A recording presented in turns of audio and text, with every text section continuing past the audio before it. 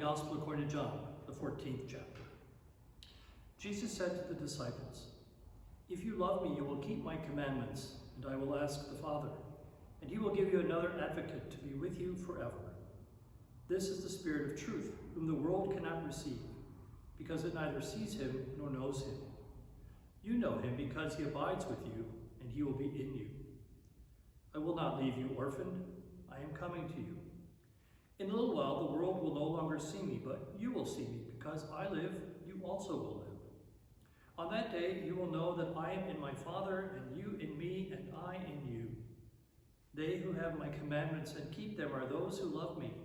And those who love me will be loved by my Father, and I will love them and reveal myself to them." The Gospel of the Lord.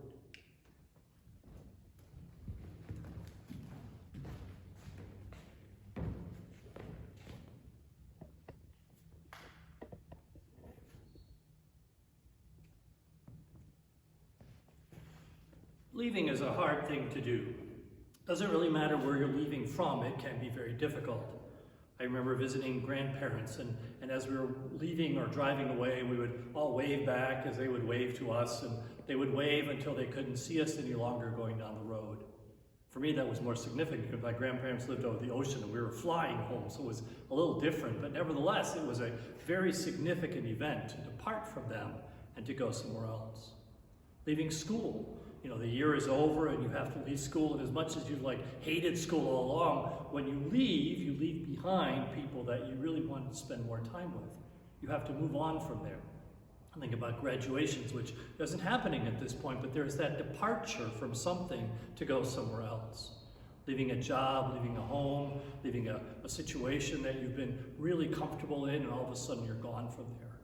Leaving congregations can be difficult. Perhaps that's why I've been your pastor for 26 years, so I've avoided that problem of leaving. But I know leaving will happen, and that becomes very tough.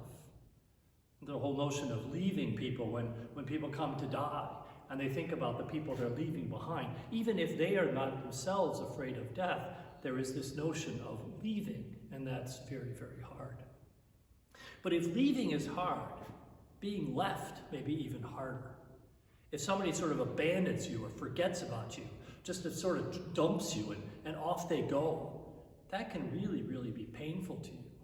A friend decides that they're, a family friend that decides they're going to move away to another part of the world, and there was a time when that was a pretty significant thing because you couldn't stay in touch with them, but even if you can, having a friend who used to live next door, now living across the country, becomes a very difficult thing. You feel as if they have left you. Or if you've been the one who's in a relationship and the significant other says to you that you're no longer significant, that will be hard on you. Someone has left you behind. Someone has forgotten you. Someone has abandoned you. Someone has left you bereft, as the old term said, that there you are. I think sometimes the people who are left behind when someone dies have that kind of feeling of being left or forgotten. So if we understand the difficulty of both leaving and being left, you can just imagine how the disciples might have felt as they gathered with Jesus in that room. He had brought them together, he had talked to them about things, and then he had started to talk about departure. And we know that Jesus didn't just mean he was moving off to Syria somewhere. Jesus was talking about the fact that he was heading for death, and it wasn't very far away.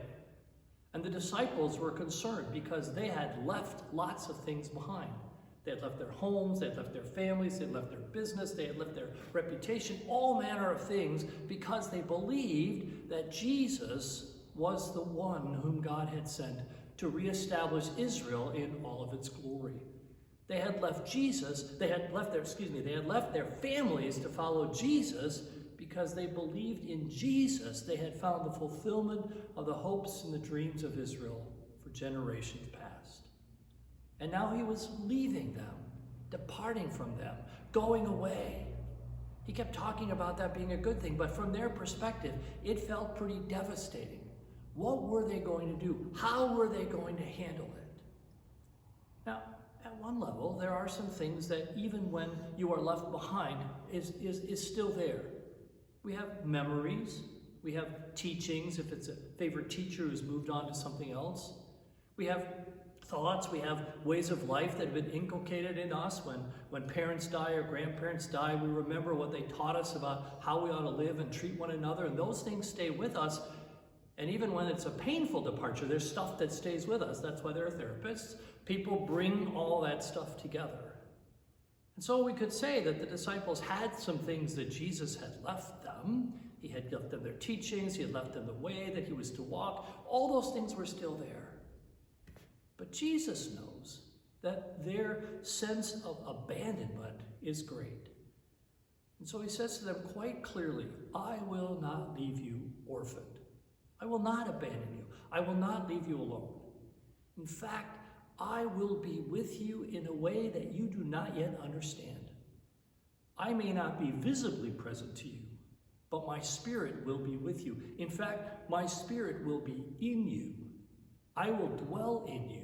I will be so present in you that you know that I am there all the time, everywhere. Jesus seems to say that where he was only able to be in one place at one time, now through the community of believers, through his church, through his disciples, he can be wherever they are because he is present inside of them. God goes with them every day, wherever they are. The Spirit works in them, speaks to them, nourishes them, advocates for them, cares for them, all the good things that we need so that we know that we are loved even by one who seemingly has left us. Jesus remains with us. Jesus walks with us. Jesus stays with us. Jesus goes with us, even when it feels as if he has abandoned us. So when we go through difficult situations, when we have those moments that we think it's all on our own and that God is not present at all, we too are reminded that the Spirit dwells in each of us. The Spirit which has been our gift at baptism, the Spirit of God which has been poured into our hearts, stays with us and enables us to remember that Jesus is with us in the midst of it all. And in fact, when we allow the Spirit of Jesus to work in us, to encourage us, to nurture us, to strengthen us, we can begin to be the very body of Christ in the world. We can suddenly demonstrate to people that Jesus has not abandoned them, but in fact has provided far more representatives of himself to the world than he could possibly ever have imagined. Jesus goes with us each and every day through the craziness of this pandemic time, through the difficulties of loss that we experience on a regular basis, through the sufferings of life that are simply a part of being human. We are not abandoned. And even now, we are not abandoned. Jesus goes with us and stays with us forever. When I was a young man, I worked at camp for one summer. That's really all I could handle, but it was a good summer. And I met lots of interesting people. Campers who came and went each week. There was a new group coming and a new group leaving. And then there were adults around who were very significant, at least for that period of camp. And some of them I have never seen since. Never. They have moved on to other parts of life. They took their own, we waved goodbye, and off we went.